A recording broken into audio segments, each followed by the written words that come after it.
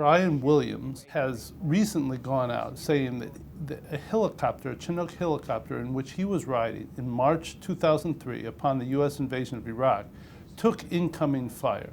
The story actually started with a terrible moment a dozen years back during the invasion of Iraq, when the helicopter we were traveling in was forced down after being hit by an RPG. Various veterans, people who had participated in that war, wrote back on Facebook to say, no, Brian, you weren't in the helicopter that took incoming fire. Brian then searched his memory or went back and said, you folks are right, I was wrong, I should never have said that.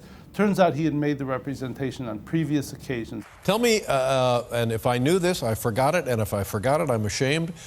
Something happened 10 years ago in Iraq.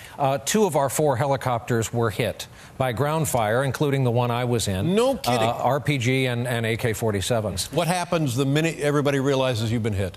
We figure out how to land safely, and we did. We landed very quickly and hard, and we put down, and we were stuck. 4 birds in the middle of the desert. Our colleague Brian Williams is back in Kuwait City tonight after a close call in the skies over Iraq. Brian, tell us about what you got yourself into. Just before we're able to make our drop, radio traffic makes clear this routine mission is running into trouble. We took fire on the way in. We currently are not under fire. I say again, not under fire, but we look for some type of security. Over. We quickly make our drop and then turn southwest. Suddenly, without knowing why, we learn we've been ordered to land in the desert.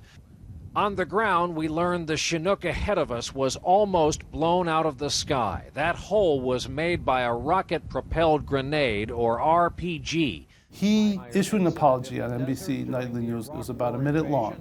I made a mistake in recalling the events of 12 years ago. It did not take long to hear from some brave men and women in the air crews who were also in that desert.